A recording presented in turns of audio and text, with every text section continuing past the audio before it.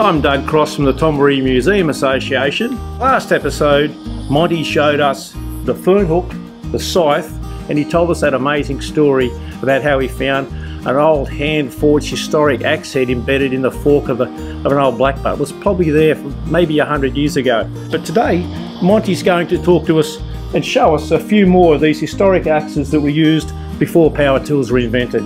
So Monty, there's a whole array of axes here. They look fantastic. Let's start with this one. What do you call that and how is it used? The broad axe. There's two sorts. There's this one here and this one here is a hand forged one. This one was made. I'll hold that one up for the camera. Yeah. Wow, that's a hand forged broad axe. Yeah. That's looks medieval. Yeah. When young blokes were learning to use these were used for squaring off sleepers mostly, and any big square timbers they wanted to use these to square them up and shape the sides, and you used them in a fashion like this. Right.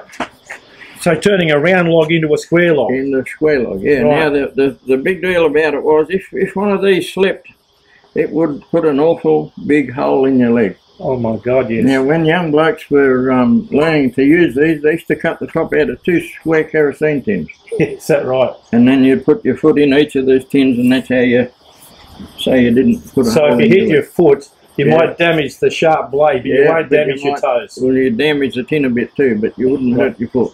Fantastic.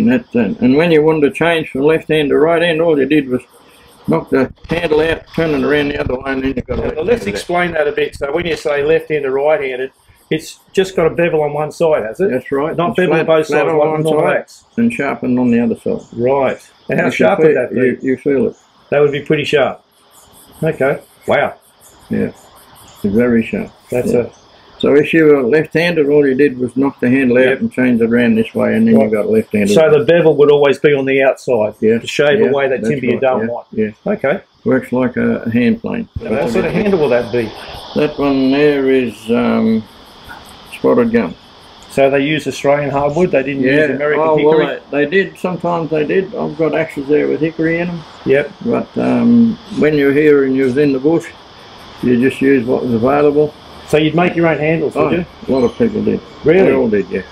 Just take a piece of blackbutt or... No, I wouldn't. Usually spotted gum. And just... Spotted gum, and you just shape it, yeah. So this is the draw knife you're talking about. That would be very, very sharp, wouldn't it? Be razor sharp? Yeah, it's pretty sharp, yeah. And you just shape the handles like that, and you could...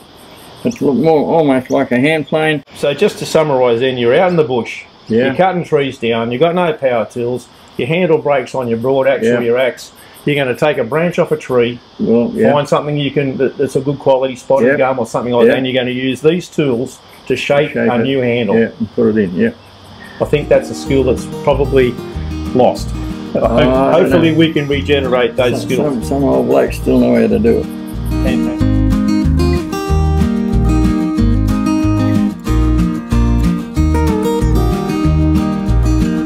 Now the broad axe you showed me, this one. Yeah. What's the difference between this one and this medieval looking broad axe? Well, this one's made in a forge. It's hand forged. Yep. Use it in the same manner. It's just as sharp, you feel. Wow, that is a shave with it. That is razor sharp. And you can see part of where they've welded an extra piece on there in the forge. It started to come apart. Okay. Yeah. So there's no rivets in this? No rivets in this. This is hand forged, but it's hand forged. It's welded. You can see where it's welded there. Right. Okay. Hand welded. Yeah. Amazing. How old do you think that would be, Monty? Oh, it'd be over 100 years old. So it's been used in anger. This has been used a lot. I wouldn't say it's been used in anger. No, it's been used.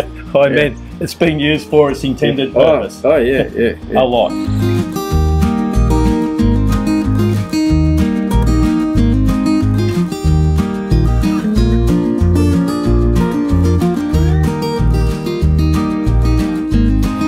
What do you call these, and what were they used for, Monty? These are mortising axes. They used these when they were making split rail fences. Right. They cut the square holes in the post with. Used them. They just had a handle in them. Used them like an axe. Only a lot of times you would sit the post down. Yep. And you would get on your knees and cut the mortise on your knees, so that when you come down, you'd hit at the same angle all the time. So hang on, let me get this right. You're telling me that someone's swinging this mortise axe to make a square hole in a fence post? Yeah. You'd have to be fairly accurate with your swing. Oh yeah, you've got to know how to use axes. And do they ever use a, like I think I'd be tempted to use a hammer. No. They don't do that? No, you cut it, and when you get towards the other side, you turn the post over. You have a little gadget on the ground that you sit your post in so they won't move. Right. And then you mark them with a bit of chalk, and then you get in and you go to it. Geez, you need to be very accurate. Got to be a good shot with an axe, yeah. Right.